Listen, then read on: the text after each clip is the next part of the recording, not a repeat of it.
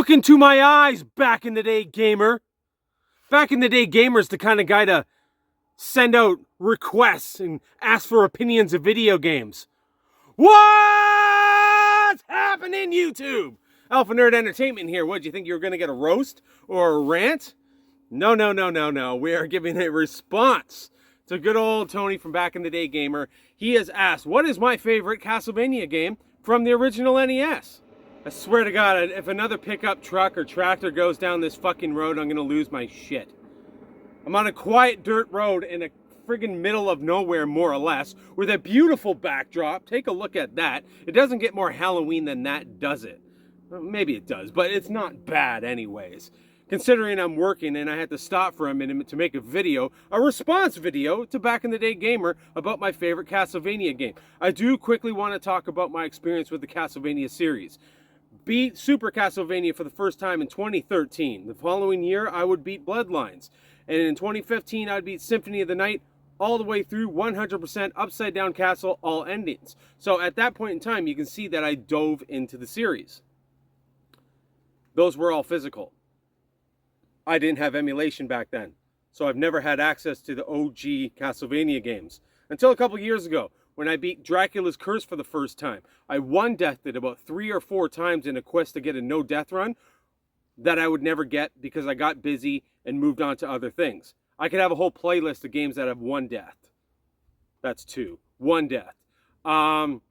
Sometimes you just get busy and the no death doesn't happen and you move on to other things. But I do want to revisit Dracula's Curse and get that because it is an awesome, awesome game. What did I really like about Dracula's Curse? I love Little Shank. That's what I call him. Little Shank, the dude that climbs on walls. I believe his name is Grant. Little Shank is better. He kind of looks like a goblin. Isn't he kind of green? What kind of green-skinned goblin who walks around like this would be called Grant? Little Shank is a better name because that's what he does. And I actually like his little knife because you get up close and you can't miss. I never played the Alucard route. I like that the game has alternate routes. I like that it has branching paths.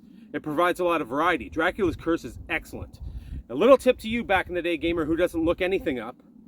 Holy water can be very, very useful on a certain boss. That's all I'll say. That's not a spoiler warning. That's a friend giving a friend a tip in the game.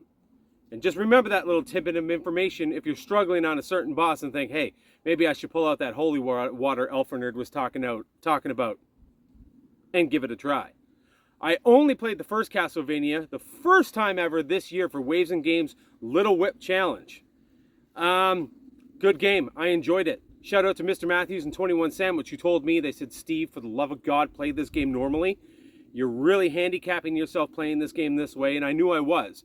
But at the same time, I still did eventually get through the game to the end. I did not beat the game. I got to the last level and got sidetracked, started playing more Cuphead, started playing more Metal Slug, but it's on my to-do list to actually finish. I did play a lot of it, and I got a good idea of what the game is all about. I played the majority of the game. It's really good. It's Castlevania. It's Konami. It's excellent. Its music is fantastic.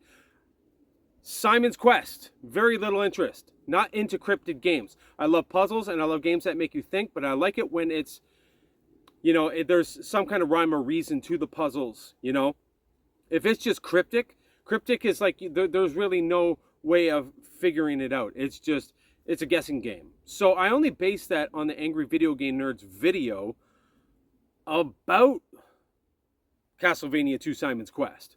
So maybe I shouldn't, judge that game without playing it, but sometimes you just know when a game's not for you. So I've always just kind of dismissed that one thinking, that's probably not my cup of tea. Because truth be told, I'm not into Metroidvanias. I don't think that one is a Metroidvania, but it has those cryptic elements that, hard pass for me. So what's my favorite? Well, a little bit of an unfair biasness considering I've really played a lot of Dracula's Curse, but I think a lot of people will tell you that Dracula's Curse is probably the superior game. Now, much like Contra versus Super C and Revenge of Shinobi versus Shinobi 3 Return of the Ninja Master, sometimes that second game on paper is completely better, but those tend to like the earlier game first. Probably has a lot to do with nostalgia or early impressions, like me, for example, liking Revenge of Shinobi more than probably the superior game in Return of the Ninja Master. But in this particular case, I have no nostalgia for the original Castlevania. I can tell it's an excellent game. What I played, I enjoyed. It's a banger, no question. But Dracula's Curse is one of my favorite NES games. And that is my response to you back in the day, gamer. We got some wonderful grayish/blue sky. I don't know if you can catch any of the blue. You can see a bit of the blue. It was grayer when I started, kind of like those clouds up there. Anyways, I'm Alpha Nerd Entertainment. To all my haters, big old DX suck it. And to the people who like and support me, thank you for watching. And I'm going to get back to work. Something some of you should try sometime.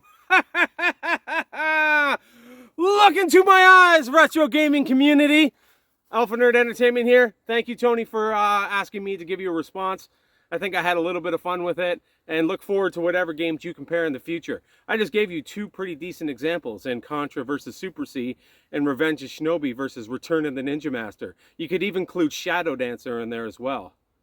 With that being said, peace out.